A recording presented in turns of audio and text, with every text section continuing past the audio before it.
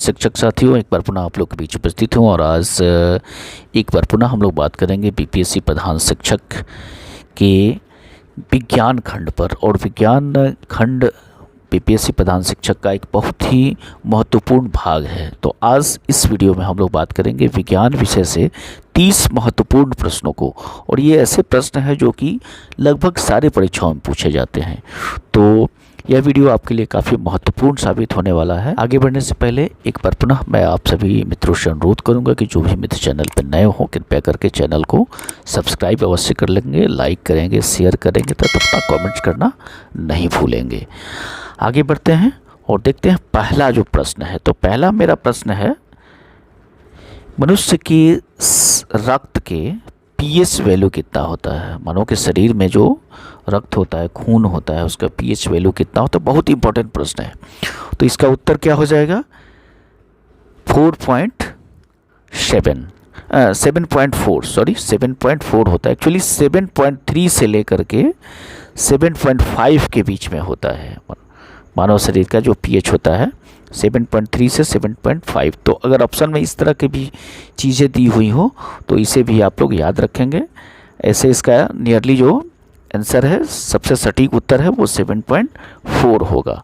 शराब का कुछ और पीएच आप लोग इससे संबंधित याद कर सकते हैं। जैसे शराब का पीएच है तो 2.8 से लेकर के 3.8 तक होता है। इसी तरह जो बियर में पीएच का वैल्यू होता है 4.0 से लेकर के 5 तक होता है। मानव के मूत्र में का जो पीएच होता है वो 5.5 से लेकर के 7.5 के बीच में होता है, क्षारीय होता है। सिरका का जो पीएच होता है वो 2.4 से लेकर के 3.4 के बीच में होता है, इसे भी याद रखेंगे।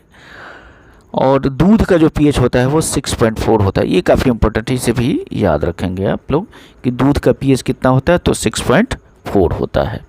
तो बहुत ही इंपॉर्टेंट प्रश्न है, इस प्रश्न को बिल्कुल याद रखेंगे और उससे संबंधित जितने चीज़ों को बताया गया है इसे भी आप लोग नोट कर लेंगे। अगला प्रश्न हमारा, बैरल में कितना लीटर होता है?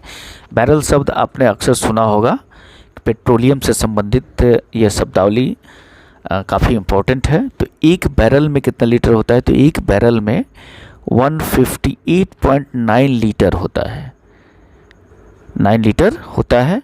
तो 158.9 अर्थात कि 159 लीटर होता है, इसे याद रखेंगे आप लोग। एक बैरल में कितना लीटर होता है?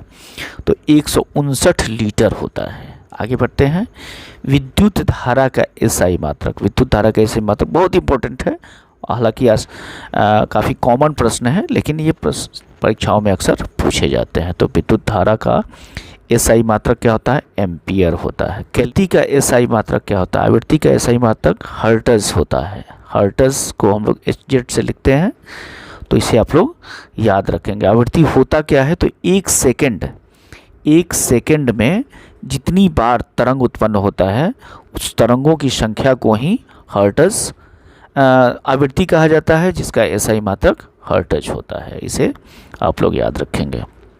अगले प्रश्न की तरफ चलते हैं, कौन सा विटामिन रक्त को थक्का जमाने में सहायक होता है? तो विटामिन के एक ऐसा विटामिन है जो कि मानव शरीर के जो रक्त है उसको थक्का जमाने में सहायक होता है, इसे याद रखेंगे। किसी तत्व का परमाणु क्रमांक है 16 और परमाणु द्रव्यमान संख्या है 33। तो न्यूट्रॉन की संख्या ज्ञात करें। देखिए परमाणु है, परमाणु में प्रोटॉन की संख्या और इलेक्ट्रॉन की संख्या दोनों बराबर होते हैं। आपको मालूम है प्रोटॉन किसी भी परमाणु के नाभिक में होता है और इलेक्ट्रॉन इसके चारों कक्षाओं में चक्कर लगाते हैं। तो जितना प्रोटॉन होता है उतना ही इलेक्ट्रॉन भी होता है। अब परमाणु जो क्रमांक होता है वो प्रोटॉन की संख्या या इलेक्ट्रॉन की संख्या के बराबर होता है। तो इस परमाणु में अगर हम लोग देखें तो यहाँ प्रोटॉन की संख्या कितना हो जाएगा? 16। तो इलेक्ट्रॉन की संख्या भी कितना होगा? 16 होगा। और द्रव्यमान संख्या क्या होता है? द्रव्यमान संख्या कहा जाता है कि प्रोटॉन की संख्या प्लस न्यूट्रॉन की संख्या, मतलब कि परमाणु के नाभिक में जो उपस्थित रहता है वो दोनों संख्याओं को ही कहा जाता है द्रव्यमान संख्या।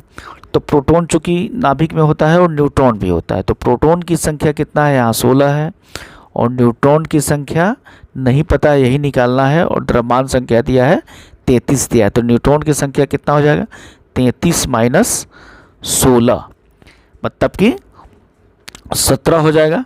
16 दूना 32 और 1 33, तो यहाँ न्यूट्रॉन की संख्या कितना हो जाएगा 17 हो जाएगा। इलेक्ट्रॉन की संख्या 16, प्रोटॉन की संख्या 16। तो ये इस तरह के प्रश्न पूछे जा सकते हैं। पिछली परीक्षाओं में 1-2 प्रश्न पूछे गए हैं, इसलिए मैंने इसको इसमें इंक्लूड किया है। इसे आप लोग देख लेंगे, समझ लेंगे। ताप का SI मात्रक क्या होता है, केल्विन होता है। हालांकि ताप का जो सबसे पॉपुलर मात्रक है वो सेल्सियस है, लेकिन इसमें कई छात्र कन्फ्यूजन में आ जाते हैं, इसलिए इसमें कन्फ्यूजन नहीं रखना है। ताप का जब SI मात्रक की बात होगी तो वहाँ केल्विन होगा। हालांकि ताप का ही मात्रक सेल्सियस भी है, फ़ारेनहाइट भी है। तो आगे बढ़ते हैं। 8वां प्रश्न हमारा है कि कोविड-19 पूरे विश्व को हानि पहुंचाया, यह बीमारी किस सूक्ष्म जीव के कारण होता है। तो इसका सही उत्तर क्या होगा, वायरस के कारण। वायरस एक ऐसा सूक्ष्म जीव है जिसके कारण होने वाली बीमारियों का इलाज अभी तक संभव नहीं हो पाया है, सिर्फ इसकी रोकथाम ही संभव है। इसलिए इसने पूरे विश्व में इतनी बड़ी तबाही लेकर के आया था। आगे बढ़ते हैं। मनुष्य की सुनने की क्षमता क्या होता है। तो मनुष्य की सुनने की क्षमता 20 हर्ट्ज से लेकर के 20,000 हर्ट्ज के बीच में होता है। 20 हर्ट्ज से लेकर के 20,000 हर्ट्ज के बीच में होता है। 20 हर्ट्ज से कम और 20,000 से अधिक हर्ट्ज के ध्वनि तरंग को मनुष्य नहीं सुन पाता है। इसको अल्ट्रासोनिक कहा जाता है, इसको इंफ्रासोनिक कहा जाता है। तो इस ध्वनि तरंग को भी मनुष्य नहीं सुन पाएगा और 20,000 हर्ट्ज से अधिक ध्वनि तरंग को भी मनुष्य नहीं सुन पाता है। इसलिए इसकी जो क्षमता है, मनुष्य की जो क्षमता है वो 20 से लेकर के 20,000 हर्ट्ज तक की होती है। बहुत ही इंपॉर्टेंट प्रश्न है, इसे अवश्य याद रखेंगे। प्रश्न की तरफ चलते हैं। पदार्थ का परमाणु सिद्धांत किस वैज्ञानिक ने प्रतिपादित किया। तो परमाणु सिद्धांत जब भी आएगा, पदार्थ का परमाणु सिद्धांत, तो सबसे पहले नाम आएगा डाल्टन का, क्योंकि डाल्टन ने ही सबसे पहले परमाणु सिद्धांत को प्रतिपादित किया था। आगे बढ़ते हैं। ध्वनि की चाल सबसे अधिक निम्न में किसमें होती है। हवा में, पानी में, इस्पात में, निर्वात में। तो निर्वात में तो ध्वनि चल ही नहीं सकता है। अब रहा ये 3, तो हवा, पानी और इस्पात। हवा क्या है, गैस माध्यम है। पानी द्रव का माध्यम है और इस्पात ठोस का माध्यम है। तो ठोस की बनावट कुछ ऐसी होती है कि इसमें इंटरमॉलिक्यूलर जो डिस्टेंस होती है ये बहुत ही कम होती है बनिस्बत की द्रव के और गैस के। गैसीय माध्यम में इंटरमॉलिक्यूलर डिस्टेंस काफ़ी अधिक होती है, द्रव में उससे कम होती है। तो जब ध्वनि तरंग एक मॉलिक्यूल से दूसरे की तरफ जाता है, दूसरा तीसरा को हस्तांतरित करते जाता है, तो इसमें चूंकि इंटरमॉलिक्यूलर डिस्टेंस कम है, इसलिए ध्वनि तरंग सबसे अधिक किस में जाएगा, ठोस में जाएगा। उससे कम किस में जाएगा, द्रव में, और उससे भी कम किस में जाएगा, गैसीय माध्यम में। जैसे हवा में जो है वो ध्वनि की चाल सिर्फ 330 मीटर प्रति सेकंड होता है। हालांकि लाप्लास ने इसे फिर करेक्शन करके 332 मीटर प्रति सेकंड बताया था, ये न्यूटन के द्वारा बताया गया था। द्रव में जो होता है, पानी में अगर कहें तो ये 1400 मीटर प्रति सेकंड होता है। और इस्पात की अगर बात करें तो लगभग 5000 मीटर प्रति सेकंड ध्वनि की चाल होती है इसमें। तो सबसे अधिक चाल कहाँ हुआ ध्वनि की चाल, तो वो हुआ इस्पात में। तो इसका सही उत्तर क्या हो जाएगा, इस्पात हो जाएगा। अगले प्रश्न की तरफ चलते हैं। अगला प्रश्न हमारा है 12वां प्रश्न है, मानव शरीर में पाचन का अधिकांश भाग किसमें संपन्न होता है। तो मानव शरीर के पाचन का अधिकांश जो भाग होता है, ज़्यादा समय तक रहता है छोटी आंत में। इसको आप याद रखेंगे। अगला प्रश्न हमारा है 13वां प्रश्न, कौन सा विटामिन जल में घुलनशील होता है। तो जल में घुलनशील तो विटामिन ए होता है, ये तो निश्चित रूप से होता है। जैसे नींबू है, तो नींबू को हम लोग पानी में जब गाड़ते हैं तो वो पूरी तरह से घुल जाता है।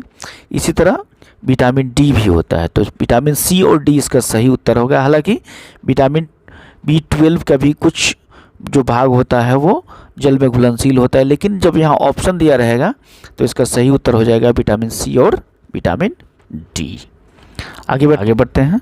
14वां प्रश्न, प्रोटीन की फैक्ट्री किसे कहा जाता है? तो प्रोटीन की फैक्ट्री क्या दिया है? Ribosome, mitochondria, lysosome, nucleus.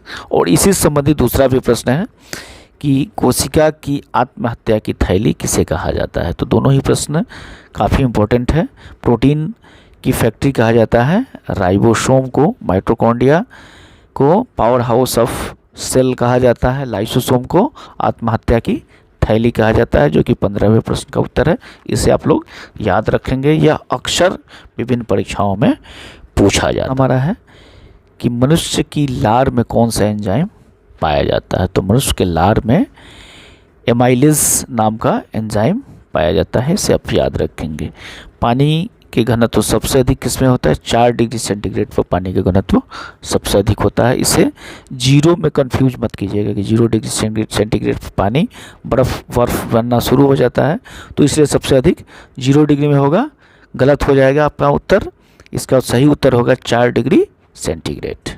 प्रश्न काफ़ी कॉमन प्रश्न है कि खट्टे फलों में कौन सा विटामिन पाया जाता है? तो खट्टे फलों में विटामिन सी पाया जाता है। बहुत ही कॉमन प्रश्न है, लेकिन अक्सर परीक्षाओं में पूछा जाता है, इसलिए आपको इस चीज़ को याद रखना बिल्कुल ज़रूरी है। आइए अगला प्रश्न देखते हैं, किस ताप पर फ़ारेनहाइट और सेल्सियस का मान बराबर होता है? बहुत ही इंपॉर्टेंट प्रश्न है, कई बार परीक्षाओं में इस प्रश्न को पूछा गया है। तो किस ताप पर फ़ारेनहाइट और सेल्सियस का मान बराबर होता है? तो -40 डिग्री सेंटीग्रेड, मतलब कि -40 डिग्री सेंटीग्रेड और -40 डिग्री फ़ारेनहाइट, दोनों क्या होगा?